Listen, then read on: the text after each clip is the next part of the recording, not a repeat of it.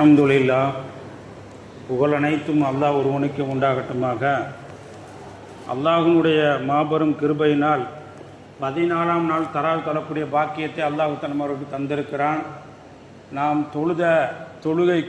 தொழுகை அங்கீகரித்து இதற்குரிய கூலியை நன்மையை அல்லாஹ் தஆலா நிரப்பமாக தந்தரு புரிவானாக. இன்று தொழுத அத்தனை பேர்களுக்கும் 14ஆம் நாள் யார் யாரெல்லாம் தொழுதார்களோ அத்தனை பேர்களுக்கும் மலக்குமார்கள் சுப செய்தி சொல்கிறாங்க. என்ன செய்தி சொல்கிறாங்க? யா அல்லாஹ், இவர்களை கேள்வி கணக்கு இல்லாமல் சுவனத்துக்கு அனுப்புவாயாக என்று சுப செய்தி சொல்கிறார்கள். யாருக்கு?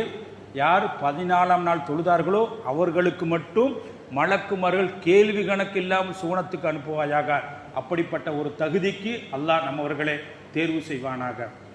அன்பிற்குத்தானவர்களே, ஓதப்பட்ட ஒரு வசனத்துனே ஒரே ஒரு சுருக்கமான ஒரு செய்தி எப்படி என்று சொன்னால், வ இன் அசாபகு ஹைருன், மனுஷனுக்கு ஒரு நலவு நடந்தால், நன்மை நடந்தால் சந்தோஷப்படுறான். நான் நினச்சேன் அது நடந்துருச்சுப்பா, சந்தோஷப்படுறான், மகிழ்ச்சி அடைகிறான்.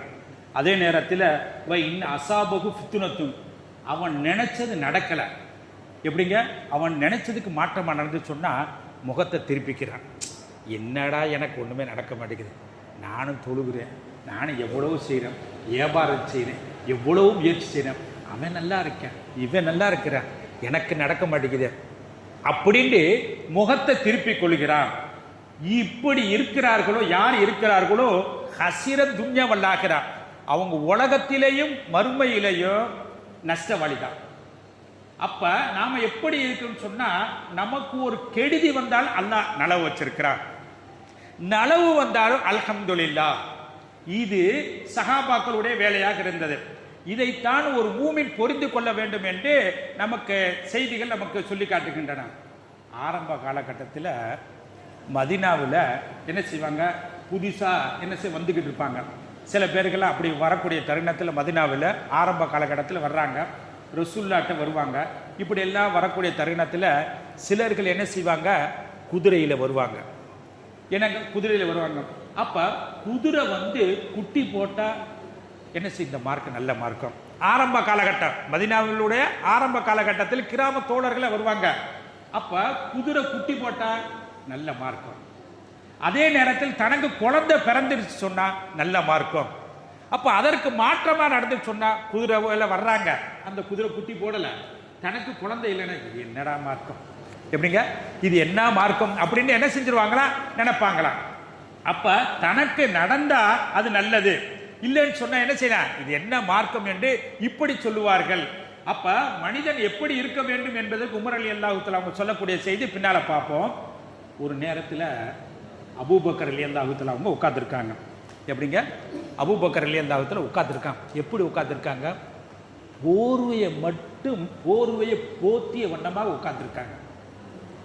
இப்ப ரசூல் ஸல்லல்லாஹு அலைஹி வஸல்லம் இருக்கிறாங்க, அபூபக்கர் ரலியல்லாஹு தஆலா இருக்கிறாங்க.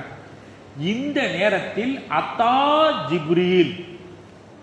ஜிப்ரீல் அலைஹிஸ்ஸலாத்து வர்றாங்க. நாயகமே ரசூலே, உங்களுடைய தோழர் யாருங்க, அபூபக்கர் அவங்க போர்வையை போத்திக்கிட்டு உட்கார்ந்து இருக்காங்களே. இப்ப நாமளே இப்ப ஃபஜ்ர் நேரத்தில் ஏதாச்சும் என்னங்க, போர்வையை போத்திருக்கோம், ஒரு சல்வை போத்திருக்கோம், என்ன நினைப்போம், குளிருது, அப்படித்தான் நினைப்போம். இது இயல்பு. என்னங்க, ஒரு கடுமையா பனியா இருக்கு, தொப்பியை போட்டிருப்போம், அல்லது எக்ஸ்ட்ரா நம்ம என்ன ட்ரெஸ்ஸை போட்டிருப்போம், இது இயல்பு. அப்ப அதே போல ஜிப்ரீல் அலைஹிஸ்ஸலாத்து வஸலாம் கேட்கிறாங்க, உங்களுடைய தோழர் என்ன போர்வையை போத்திக்கிட்டு உங்க பக்கத்தில் உட்கார்ந்து இருக்காங்களே, என்ன விசேஷம்? அப்ப ரசூலுல்லாஹி ஸல்லல்லாஹு அலைஹி வஸல்லம் அவங்கள்ட்ட ஜிப்ரீல் அலைஹிஸ்ஸலாம் உங்களுடைய தோழர்ட்ட கேளுங்க. எப்படிங்க? உங்களுடைய தோழர்ட்ட கேளுங்க. ஏன்னா ஜிப்ரீல் அலைஹிஸ்ஸலாத்து வஸலாம் பல ரூபத்தில் வருவாங்க. பக்கத்தில் இருக்கவங்களுக்கு தெரியாது, ரசூலுல்லாஹ்வுக்கு தெரியும். மனித ரூபத்திலே வருவாங்க, பல ரூபத்திலே வருவாங்க. எப்படிங்க? வேற வேற வரலாறு இருக்கு, இருந்தா இந்த நேரத்துக்கு தேவையில்லை. அப்ப பல ரூபத்தில் ஜிப்ரீல் அலைஹிஸ்ஸலாம் வருவாங்க. அப்ப கேட்கிறாங்க, உங்களுடைய தோழர்கிட்ட கேட்கிறாங்க, அபூபக்கரே ஏன் நீங்க போர்வை போத்திருக்கீங்க அப்படின்ட்டு ஜிப்ரீல் அலைஹிஸ்ஸலாத்து வஸலாம் அவங்க கேட்கிறாங்க. பொதுவா ஒரு கேள்விய, ஒரு வினாவை ஜிப்ரீல் அலைஹிஸ்ஸலாத்து வஸலாம் கேட்டா சுயமாக கேட்பது கிடையாது. இப்ப நாம கேட்கிற ஒரு ஆள நல்லா இருக்கீங்களா, இப்ப நாம அவங்கள பார்த்து கேட்கிறோம். ஜிப்ரீல் அலைஹிஸ்ஸலாத்து வஸலாம் எப்பவுமே சரி ஒரு கேள்வியை தொடுத்தா வினாவை தொடுத்தா சுயமா சொல்ல மாட்டாங்க. அப்ப என்ன அர்த்தம்? அல்லாஹு தஆலா கேட்க சொன்னாத்தான் கேட்பாங்க. அப்ப ஜிப்ரீல் அலைஹிஸ்ஸலாம் கேட்கிறாங்க. கேட்டதுக்கு ரசூலுல்லாஹ் என்ன செய்ய அவங்கள்ட்ட கேட்கிறப்ப அபூபக்கர் ரலியல்லாஹு சொன்னாங்க, போர்வை போத்திருக்காங்க. எப்படி போத்திருக்காங்க?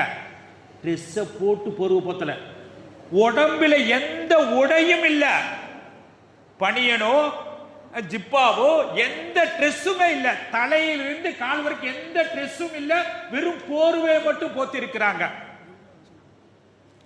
போர்வை மட்டும் என்ன செஞ்சிருக்காங்க? போத்திருக்காங்க. அப்ப போர்வை மட்டும் போத்திருக்கக்கூடிய தருணத்துல அவங்க கேட்கிறாங்க, என்னங்க எந்த ட்ரெஸ்ஸுமே இல்ல, போர்வை மட்டும் போத்திருக்கப்ப அபூபக்கர் ரலியல்லாஹு சொன்னாங்க, எல்லா ட்ரெஸ்ஸையும் அல்லாஹ்வுக்காக பொருள் எல்லாத்தையும் அல்லாஹ்வுக்கு கொடுத்துட்டு எந்த அளவுக்கு சொன்னால் நான் உடுத்திருக்கக்கூடிய உடையையும் அல்லாஹ்வுக்காக கொடுத்துட்டேன்.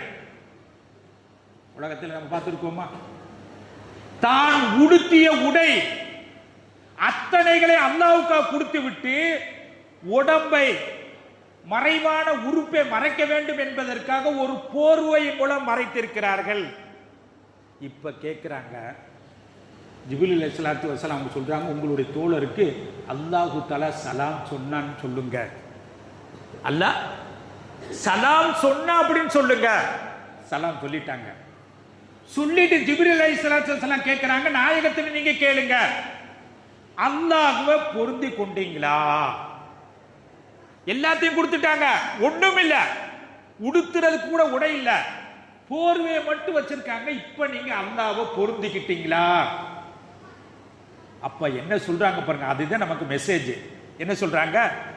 அல்லாஹ் எனக்கு இவ்வளவு கொடுத்திருக்கிற, நான் எப்படி பொருந்து கொள்ளாம இருக்க முடியும்? ட்ரெஸ் இல்ல, ஜிப்பா இல்ல, பனியை இல்ல, எல்லாம் இல்ல, காசில் எதுவுமே இல்ல, ஆனாலும் போர்வை போத்திக்கிட்டு சொல்றாங்க, அல்லாஹ் எனக்கு இவ்வளவு கொடுத்திருக்கிறான்னு பொருந்து கொள்ளாம என்ன செய்ய முடியும்? அப்ப நாம பார்க்கின்ற பொழுது மனிதனுக்கு அதத்த உமர் ரலியல்லாஹு சொல்றாங்க, நான் ஒரு காரியம் நடக்கணும்னு நினைப்பேன், அது என்ன செய்ய நடக்காம போயிடும். அப்ப அல்லாஹ் தஆலா இதுல நலவு வச்சிருக்காங்க. சில நேரத்தில் நான் நினைப்பேன் அது நடக்கும், நான் நினைப்பேன் நடக்காமல் இருக்கும். நான் எப்படி வருவேன் சொன்னா, இது நடந்தா எனக்கு ஒரு தீமையாக இருக்கும் என்று அல்லாஹ் தஆலா நினைச்சு வச்சிருப்பாங்க. நான் நினைச்சு வச்சிருப்பேன் இது நடந்தா நல்லா இருக்கும், அப்படி ஆகுமே இப்படி ஆகும் நான் நினைப்பேன். ஆனா அல்லாஹ் நினைச்சு வச்சிருப்பான், இது உனக்கு நடந்தா உனக்கு தீங்கு ஏற்படும், தீமை ஏற்படும், கஷ்டம் ஏற்படும், சோதனை ஏற்படும், அறிந்திருக்கிறான் என்று உமர் ரலியல்லாஹு சொன்ன நான் நினைத்துக் கொள்வேன். அப்ப மனிதனுக்கு எது ஏற்பட்டாலும் அதை புரிந்து கொள்ள வேண்டும், அதுதான் உண்மையான மூமின். அதைத்தான் சஹாபாக்கள் செய்தார்கள். அதனால தான் அல்லாஹ் தஆலா சொல்றார், ரலியல்லாஹு அன்ஹு வரது அன்ஹும், அல்லாஹ் அவர்களை பொருந்தி கொண்டார், அவர்கள் அல்லாஹ்வை பொருந்தி கொண்டார்கள். ஆகையினால் மனிதனுக்கு கஷ்டம் ஏற்படுகின்ற பொழுது மனிதன் உளரக்கூடாது, அல்லாஹ் நமக்கு இப்படி சோதனையை கொடுத்துட்டானே, கஷ்டத்தை கொடுத்துட்டானே, கவலை குழும்பவும் கூடாது. அதே நேரத்தில் நமக்கு இன்பத்தை கொடுத்தாலும் என்ன செய்ய, அல்லாஹ்வுக்கு நாம் சுக்ர் செய்யணும். அப்படிப்பட்ட நன்மக்களாக உங்களையும் என்னையும் அல்லாஹ் ஆக்கி அருள் புரிவானாக.